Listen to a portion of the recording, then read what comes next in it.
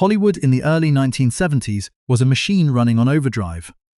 The golden age of silver screens had fully surrendered to the flickering, fast-paced glow of the television set. Audiences were clamoring for the modern, the loud, the sensational. Situation comedies were growing sharper, dramas were embracing the grit of the city streets, and the entertainment industry was busy looking forward, eager to leave the past behind. Yet, amidst the glittering chaos of studio backlots and the relentless pursuit of the next big thrill, a quiet revolution was waiting to unfold. It was not born of flashing lights or scandalous headlines, but of dust, memory, and the fading echoes of a forgotten America. It was a story that dared to whisper in an era that only knew how to shout. This unexpected triumph arrived in the autumn of 1972, bringing with it a mountain, a farmhouse, and a simple chorus of good nights that would forever echo in the halls of television history. The Waltons. To the unsuspecting viewer, it was a wholesome retreat into the Blue Ridge Mountains of Virginia during the darkest days of the Great Depression. It offered a comforting sanctuary, a place where faith, relentless hard work, and unbreakable family bonds triumphed over the deepest of despairs. Millions tuned in weekly, seeking refuge in the warm embrace of Walton's Mountain. A place that felt less like a carefully constructed studio set and more like a collective, nostalgic home. But beneath the sepia-toned perfection of this beloved broadcast, a different narrative was quietly unfolding off-camera. The actors who brought this iconic family to life were tasked with an almost impossible burden. They were required to embody an idealized version of American resilience, becoming living symbols of innocence and stoic strength while navigating the treacherous, often unforgiving waters of the entertainment industry. For the camera, they wore the threadbare clothes of poverty with unwavering dignity, facing economic ruin and approaching war with a gentle fortitude. But when the director called cut, the spotlight cast long, complicated shadows. Some of these performers were seasoned veterans, carrying the weight of past blacklists and forgotten eras. Others were mere children, thrust into a sudden, blinding fame that would shape, and sometimes fracture, the rest of their lives. We are about to pull back the heavy velvet curtain on this beloved American institution. This is not merely a recounting of beloved episodes or a simple nostalgic trip down a dusty country road. We will look deeply into the lives of the men and women who gave Walton's Mountain its enduring heartbeat. We will explore the quiet triumphs and the hidden pain of those who stood upon that famous porch.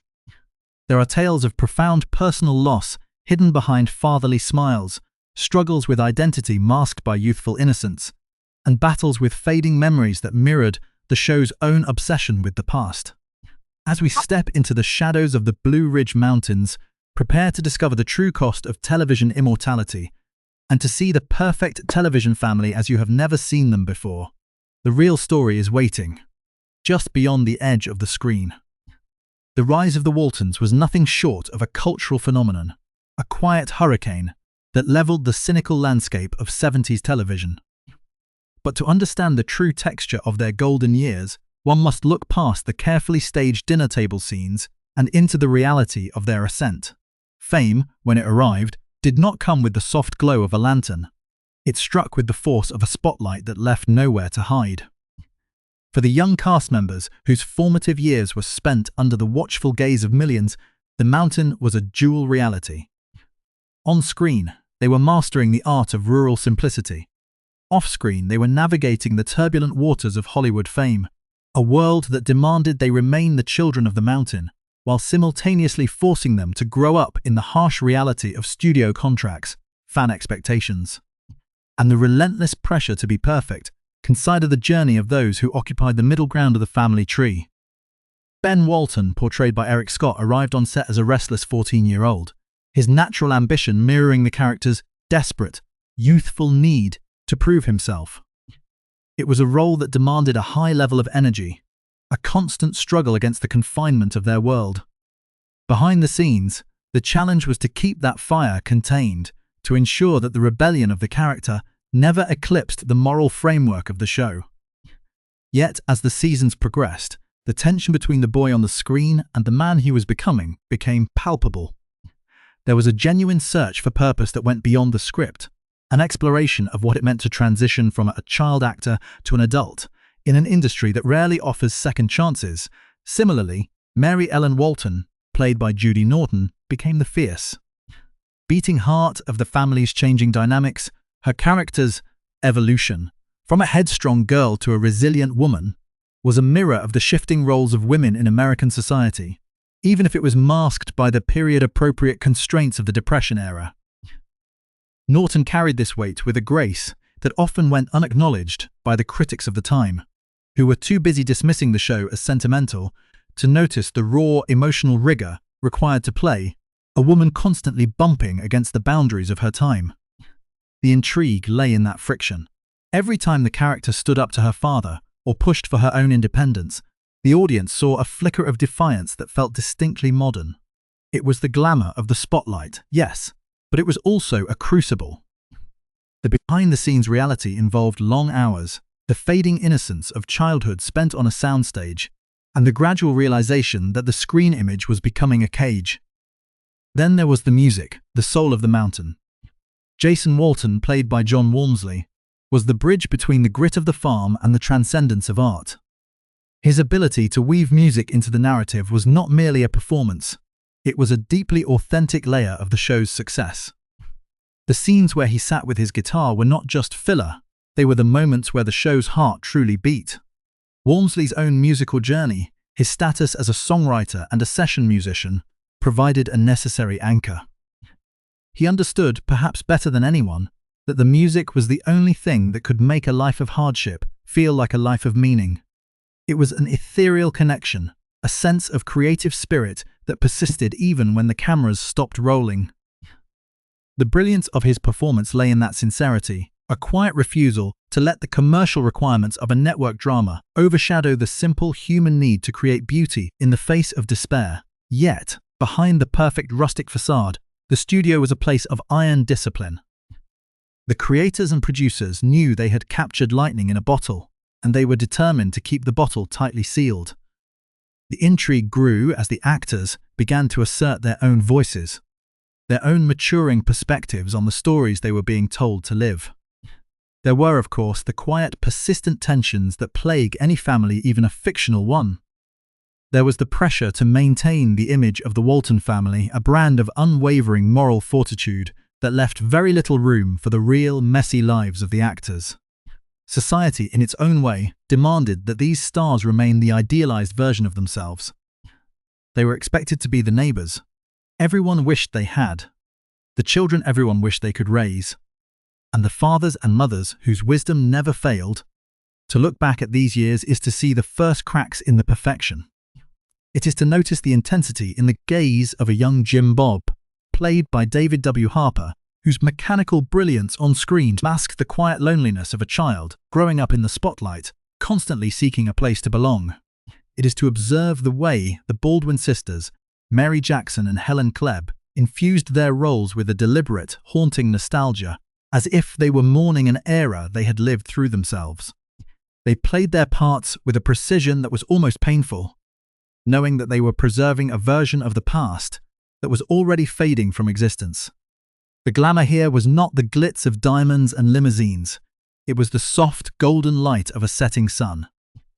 And as the show moved from its initial, shocking success into the established, comfortable rhythms of the later years, the secrets of the mountain began to deepen. The drama was shifting from the external, the financial struggles of the farm, the looming war, to the internal, to the hearts and minds of the people who were carrying the show's legacy on their backs. The facade was perfect, but the shadows were growing, and the true story was only just beginning to take shape.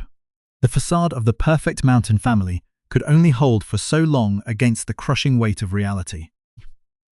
As the years passed and the show settled into its status as a television institution, the air behind the scenes began to shift. It was not a sudden explosion, but a slow tectonic movement that altered the landscape of the production forever.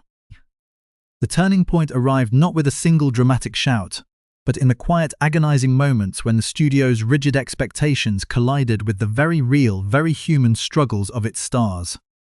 The most profound drama of the Waltons was never found in the scripts. It was found in the silence that the network fought to maintain, a silence intended to protect the pristine brand of a family that was, in truth, struggling to survive the very fame that had elevated them. The most jarring dissonance occurred when the personal lives of the actors could no longer be neatly folded into the narrative of the mountain. Consider the devastating moment when the family lost its moral center. For the audience, the departure of key figures felt like a betrayal of the promise of home, but for the cast, it was a harrowing transition. When Ralph Waite, who played the immovable patriarch John Walton Sr., faced his own demons, it was not merely a matter of an actor missing a call time. It was a collision of a man's internal landscape with the public's desperate need for an invincible father figure. Waite was a man of immense complexity, a performer who brought a lifetime of personal battle to a role that demanded absolute, unwavering stoicism.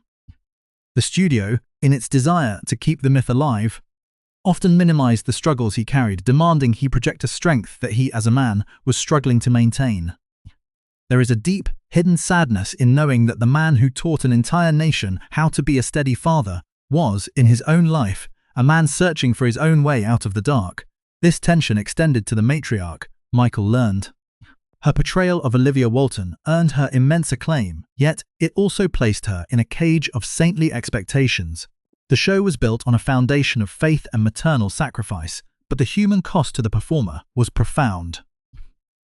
Leonard was forced to embody a version of womanhood that was both revered and stifling, a reality that left little room for the complexities of a real woman's existence. When the cracks began to show, when the exhaustion of being the television mother became impossible to ignore, the studio's response was a mix of denial and manipulation. The secrecy surrounding these internal struggles was not just about protecting the show, it was about maintaining a lie that the public had grown dependent on. The drama, therefore, wasn't just in the script. It was in the struggle of the artists to remain honest with themselves while being systematically hollowed out by the roles they played. The true scandal, if one can call it that, was the silence. Throughout the production, there were moments of profound personal crisis, illnesses, strokes, and the creeping, painful reality of mortality that the cameras were forced to capture or, conversely, to carefully hide. The most poignant example is the life and illness of Ellen Corby. When she suffered her stroke, it was not hidden away in some dark studio corner, it was integrated into the show, becoming a part of the character's arc. While this might be viewed as a compassionate move, it also blurred the lines between performance and exploitation. The audience watched a woman, a legend of the screen, actually grappling with the loss of her vitality, her speech, and her movement. It was a brave performance, yes, but it was also a harrowing one.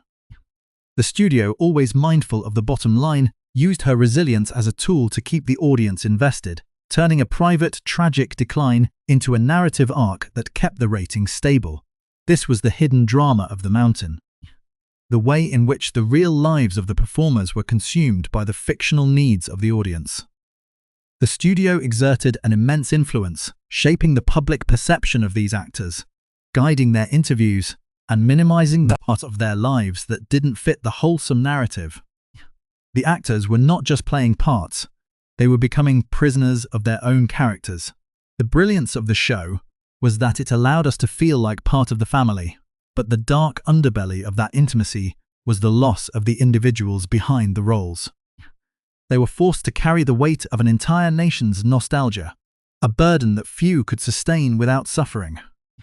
The secrets that stayed behind those studio doors were the secrets of human frailty in an industry that demands perfection, the struggle of aging in a medium that worships youth, and the slow, quiet heartache of watching a part of oneself be stolen by a camera that never blinked. The legacy of the Waltons is a complex tapestry, woven from equal parts genuine artistry and the relentless machinery of Hollywood branding. As the final episodes dimmed and the porch lights of The Mountain were extinguished for the last time, the actors were left to navigate a world that had defined them by a single, immovable image. To understand the mark this series left on history, one must look beyond the syndication numbers and the cultural impact of its catchphrases. It is to recognize the quiet, often overlooked biographical realities of those who lived within its borders, and the diverse, sometimes surprising paths they took, once the artifice was stripped away. The post-series lives of these performers reveal a poignant truth. The Mountain was a place they visited, a character they inhabited. But the people underneath were infinitely more layered than the roles they were cast to play. Consider the aftermath for those who chose to step out of the blinding light. Richard Thomas, the anchor of the series, navigated the transition from a young television icon to a respected stage and character actor with an intelligence that often surprised those who only saw him as John Boy. He refused to be defined by the mountain, instead seeking out roles that challenged the very expectations the show had created for him. His legacy is one of sustained craft, a testament to the idea that an actor's true worth is measured not by a single signature role, but by the diversity of the stories they tell throughout a career. Similarly, those who chose to retreat from the public eye, like David W. Harper, did so with a quiet dignity that is rare in an industry addicted to constant self-promotion. By building a private, authentic life far removed from the machinery of fame, they preserved the sanctity of their own identities, proving that the most successful stars are often those who know when the curtain must truly fall. The legacy of the series also lives on through the philanthropic and public service paths taken by many of its stars. The transition from actors to advocates, people who use their platforms to speak on matters of health, self-image, and the realities of growing up in the public eye, added a necessary humanizing dimension to their stories. These performers did not just play roles, they eventually lived out the values the show claimed to uphold, but in a way that was grounded, flawed, and deeply real. Michael Learned, for instance, became a beacon of transparency, speaking openly about the struggles of recovery and the pressures of performance. By doing so, she stripped away the polished veneer of the television mother, revealing the woman beneath. A woman who survived the pressures of industry success and emerged with a grace that was earned, not scripted. We must also acknowledge the pioneers of the cast. Those whose lives were already rich with the history of the industry before they ever set foot on the mountain. Will Geer, with his history of political activism and the scars of the blacklist, brought a depth to the role of Grandpa Zeb that the audience could feel without ever needing to understand the full context of his life. His presence reminded us that the past is always with us, etched into the faces and the voices of those who have seen the world change. His death was a loss that felt personal, a reminder that the mountain was a living, breathing entity that changed and aged alongside its inhabitants. The show's ability to document this passing of time, from the vibrant, youthful energy of the early seasons to the inevitable, somber reflections of the final years, is perhaps its most lasting contribution to television history. It was a series that acknowledged the inevitability of change, and in doing so, it gave its audience a template for how to face the end of an era with dignity. In the end, what remains of the Waltons is not just a show, but a collective memory of a specific kind of American idealism.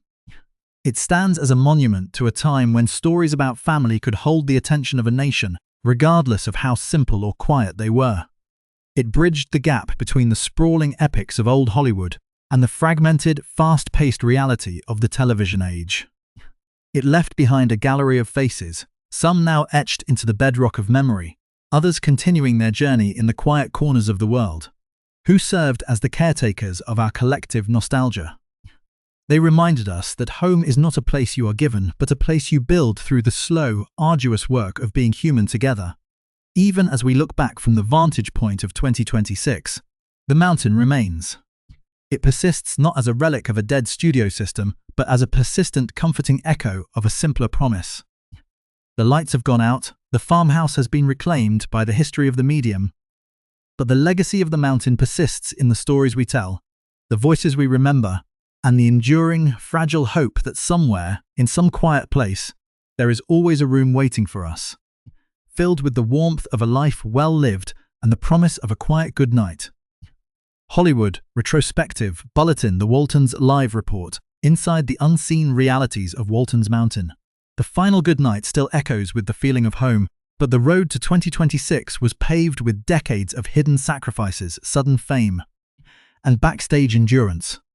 Key cast status and updates. Perspective. 2026 actor, actress iconic role status. Age in 20 recent developments. Richard Thomas John Boy Walton alive.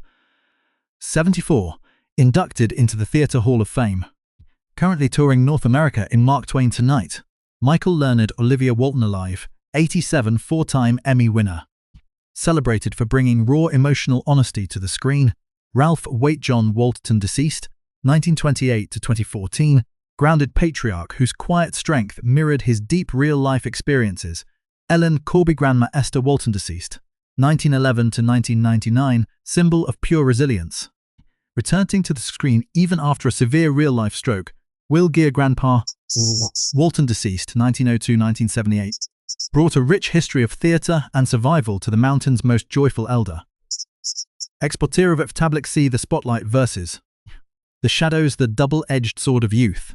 Young stars like Eric Scott, Mary Beth McDonough, and Kami Kotler grew up under the unforgiving microscope of millions, balancing ordinary childhood with studio expectations behind the wholesome facade.